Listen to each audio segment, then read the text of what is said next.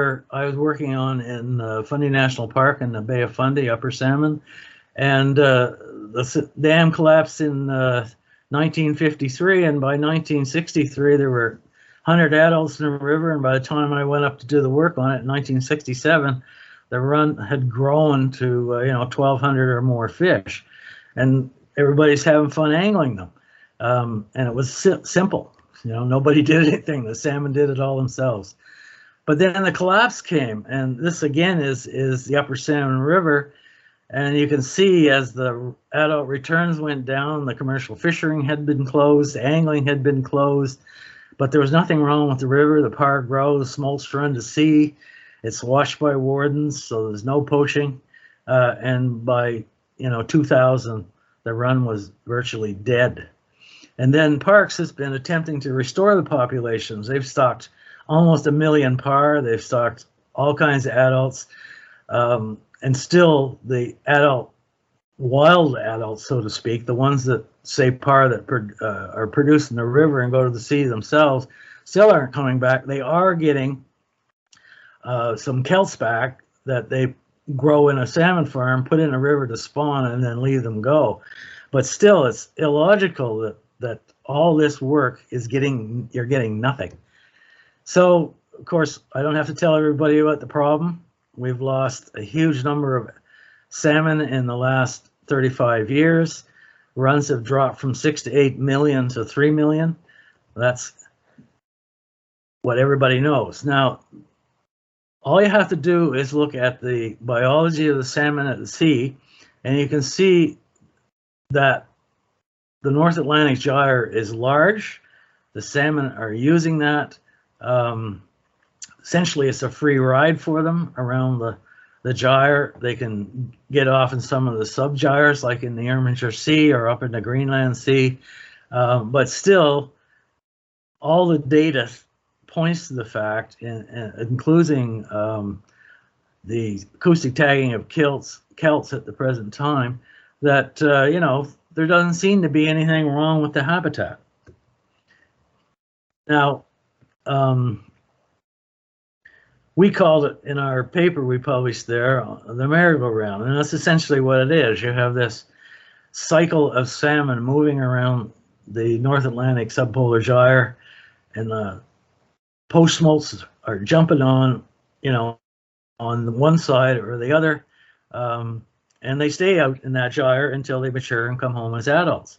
And this migration pattern is characteristic of epipelagic fishes, and that they do this.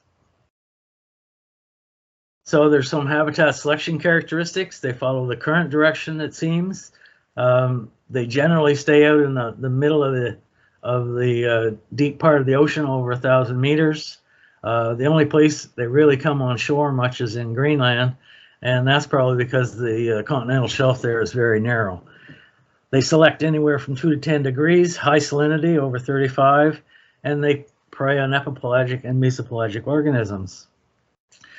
And of course, it didn't take long in the 1950s and 60s for high seas commercial fishermen to discover that they could catch salmon either in the Norwegian Sea or off Greenland. And I mean, they probably fished other places also, but those were the two big fisheries.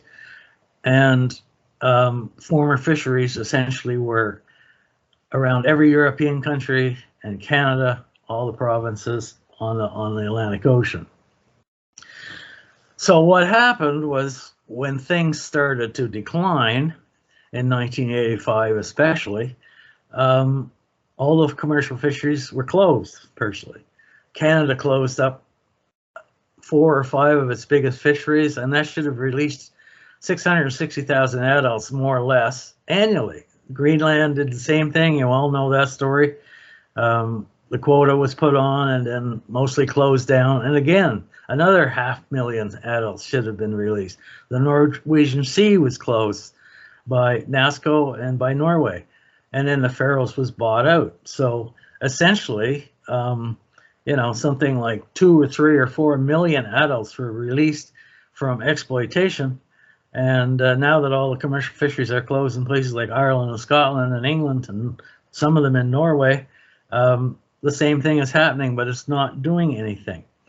So where are all these salmon gone? You know, with this big release of pressure, the situation is basically illogical.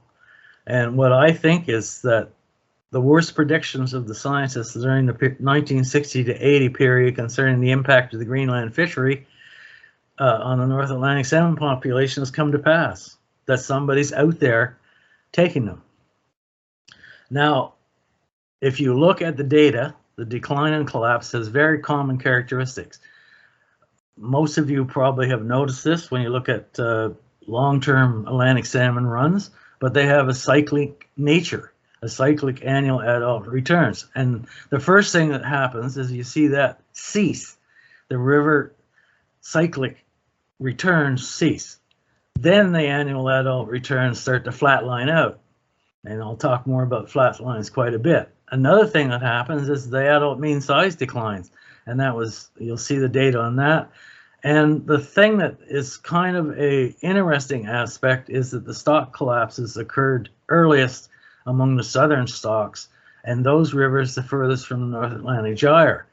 And two reasons there. Number one, depends on where an illegal fishery might be sited out in the North Atlantic, that they could be hitting southern stocks harder than northern stocks because perhaps of temperature selection of the various stocks. But also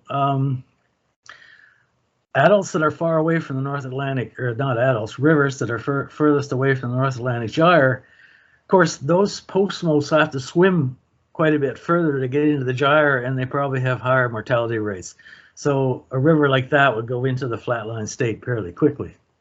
And here's some of the annual returns back 100 plus years. This is the Miramichi. Huntsman used these data to postulate that the cycles exhibited a phase of 9.6 years. That paper was published in 1931. You can go to the rivers in Northern Europe, which so far are showing little or less decline until after 2017. And a Finnish statistical person again analyzed these cycles and found approximately a 10-year phase. And if you look all over the salmon range in the North Atlantic, Scotland, Wales, Russia, Norway, Spain, Canada, what do you see? You see the same cyclic behavior.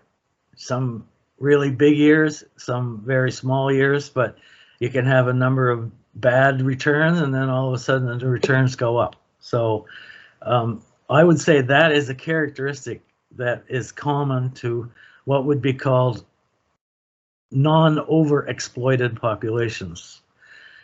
The same thing happened once upon a time in the hatchery returns in Canada and US.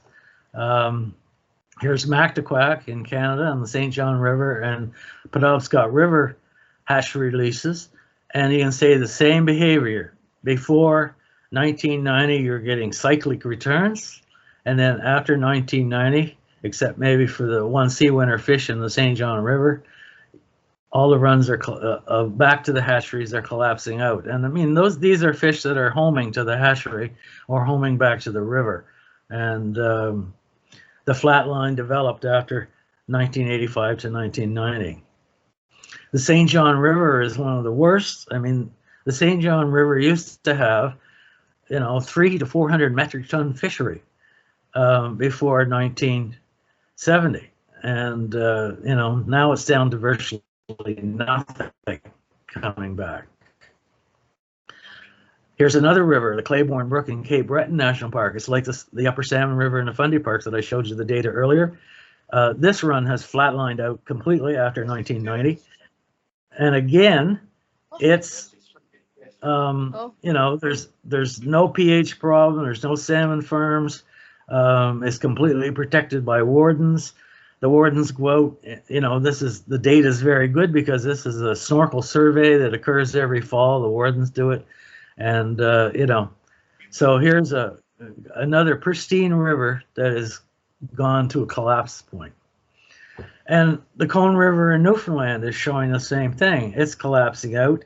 The run in 2021, when the data is just in now, is down to or 2020 was down to 200 adults. And the smolt run hasn't really changed there. I mean, it's persisted over the years. So that doesn't appear to be the problem.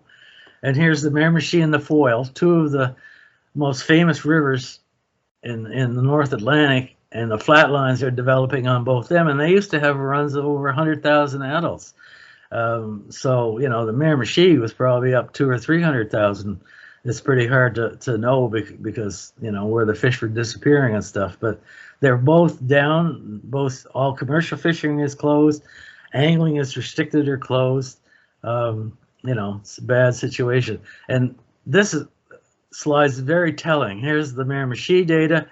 These are the wild Parr abundance. And you can see from 1990 to 2010, the Parr populations were way bigger than they were back in the period in the 70s and so, when there was still a good adult run. And, you know, once upon a time, correlation between Parr density and the annual commercial catch was very good, 0.86. And now it's, you know, there's no correlation at all. And it seems illogical that adult returns could collapse like that unless something was happening. Return rates in Europe, same thing, down they go. And as far as I'm concerned, they're just going to keep going down until somebody does something. Here's another overexploitation. This is what's happened off West Greenland. You have a weight decline of Atlantic salmon at West Greenland, and this data only goes up to 1998, but I've seen the data. I didn't put it in the figure. Right up until now, it's basically the same small size. In other words, what's happened here is all of the multi-sea winner fish, those more than 2 sea winners, has basically disappeared from the North Atlantic population. And again, we'll look, this is the regions with persistent depression and collapse run. And basically what's happening is that's expanding year by year. That would probably be more 1995. So my hypothesis, our hypothesis, the people that have been involved with me in this and agree with me, think that there's the worldwide problem of IUU, i.e. illegal, unreported, unregulated fisheries, has collapsed all kinds of major fisheries worldwide. And the litany is long: cod, haddock, tuna, sturgeon, herring, capelin, grouper, and you can go on and on and on. And most of that IUU fishing occurs outside the EZ zones, where there's no regulation or they can't seem to establish one, but often inside, because the ships will come in at nighttime, particularly off Argentina. That's a place that's getting hit hard. So we've got worldwide bluefin stocks that have collapsed. Chinese squid fishers are taking 800 million metric tons per year out of Humboldt squid off Peru. The Peruvians aren't getting any anymore. Everybody knows the story about orange roughy, all the populations that are wiped out there. Hake, toothfish, you practically can't find a fish stock that hasn't been overexploited and collapsed. This is going back to some of the flatlines that have formed. This is tuna in the North Atlantic and then in the South Atlantic, and the Japanese longline fishery caused this back in the 60s and 70s. You know, I think most people agree on that. And they've switched now to big eye tuna, so they put their long lines deeper. They were getting pretty good catches, but they pretty well flatlined that one too. And this is a fishery that's right where you guys are. Bluefin tuna in the North Sea and the Western Norway. Everybody's forgotten about this stock pretty well because it was collapsed out during the 1960s. And in fact, the fishers that were fishing this stock are probably the ones that switched over to Atlantic salmon. I mean, they had the boats, they had the gear, all they had to do was change the mesh size or whatever, the hook size on their long lines, and away they go. We know this fishery was collapsed by Denmark, Norway, Sweden, and France vessels. And it's finally recovering now because, of course, everybody gave up fishing it for so long. So you all in Scotland are familiar with the banana box, and Mills wrote a paper in 1993 and showed some IUU fishing in that area. that the Icelandic and Norwegian overflights observed. You know that they went to the diplomatic route to try to close this down, and they might have, but you know, who knows who's sneaking around. And the reason they were there was because basically the fish were in the North Atlantic subpolar gyre in the main current, right in the middle of it, between Iceland and Norway, Jan Mayen and Norway, moving north, and the fishermen could just go along and maintain themselves sort of in the center of concentration and have very high catch rates. So what probably happened in the North Atlantic, and this is the crux as far as I'm concerned, the fishers know where the ocean feeding salmon are during any season, which direction they're moving in and how fast. And you know, lots of our papers that we've published basically gives them that information, but they probably know a heck of a lot more about it than we do.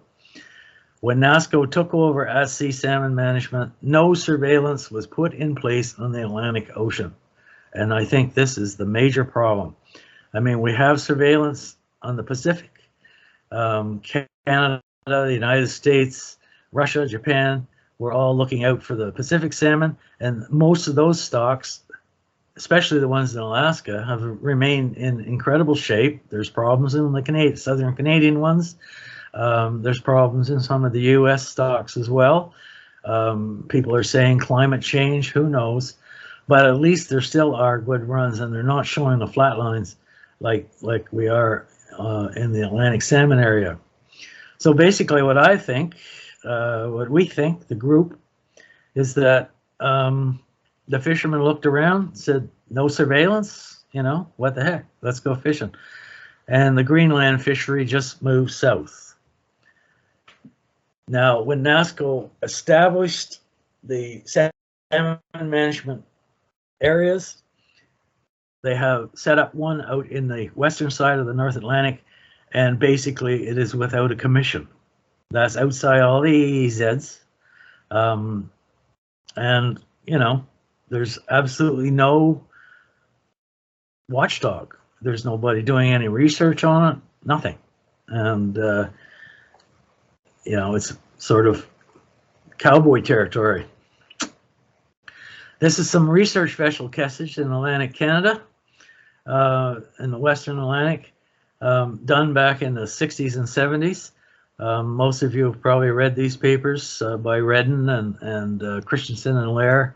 And what they show is that in August, up the western side of Greenland, there are tons of salmon that are caught, used to be caught in the fishery.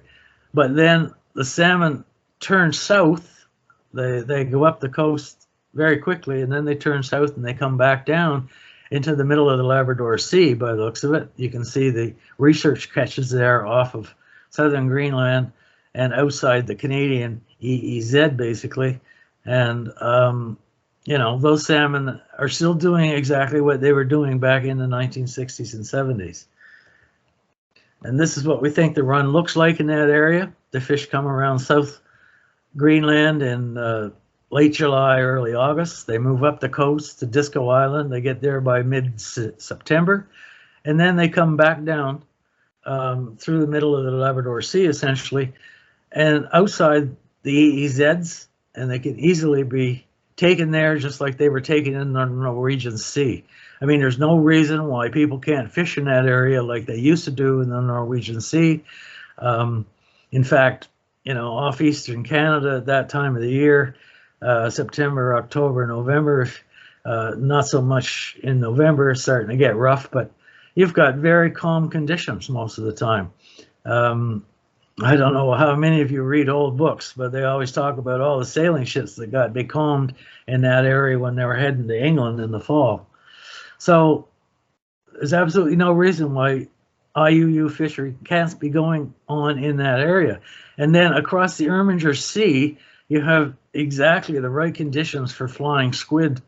And I know the Japanese and the Chinese are in there fishing flying squid, but they fish for those only at nighttime. So what do the 300 to 400 meter vessel do? Well, it's probably not that long, 100 to 200. do all during the day, you know. Everybody go to bed. No, I expect there's nets out. So there are possible and probable regions of IUU fishing in the North Atlantic subpolar gyre. And unfortunately, that has moved itself. The this one should be right over here. I don't know how it did that, sorry. This one should be down here, and that one should be down in this region. So all those areas essentially are good size, no problem at all for the fishermen because they're outside the EEZs. The salmon runs there for as long as they need it. And also up in northern a part of the banana box, the whole thing seems to have shifted. And inside the Greenland EEZ, there are completely, you know, untouched areas there. I mean, maybe the Norwegians have overflights out of Spitsbergen, but I haven't heard about them. And, you know, eastern Greenland is almost totally unpopulated, so who would ever know if someone was salmon fishing out there? So there's lots of places where an IUU fishery could work the North Atlantic.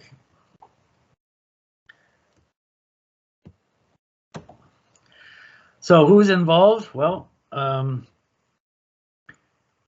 think it's probably the high seas fishers from that used to work the Greenland and the Norwegian Sea. So Denmark, Norway, Sweden, Iceland, Faroes. Possibly Spain, possibly France. They were in on lots of other collapsed fish stocks. Russia, perhaps. China and Japan, I know they have squid boats out there. So regardless of who is responsible, the NASCO whole region and off of all that area in southern Greenland both demonstrate very high AIS, automatic ID system transshipment activity, and elevated levels of drift fisher activity. So can they do it? Well, back in the old days in Greenland, the catches and the vessels are data that you can get from Christian and Lear, no problem. The average or mean catch for fish for a vessel was about 25 metric tons during the 6-week season. And when you translate that to vessels that can fish as much as they want because there's no season, nobody's regulating them, nothing, only 40 vessels could easily catch 400 metric tons or way more than 4 million salmon without any problem. And just for an example, if you think this is anything new, many of you might not know about this, but during 1945 to 1976, Soviet Russia maintained a worldwide harvesting fleet of large factory ships. And this was completely unknown.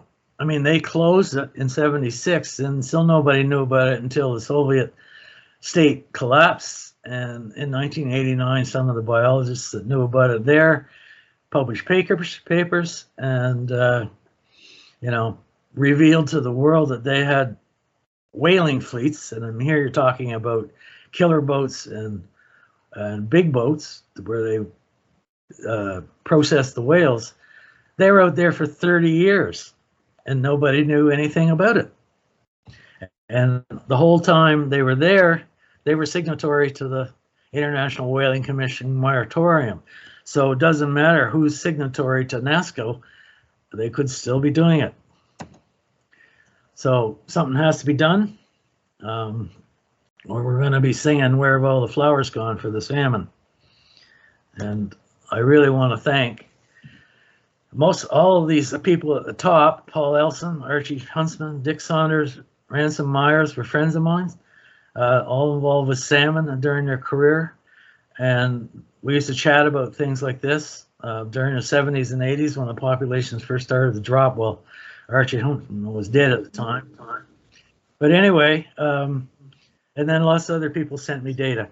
Thank you.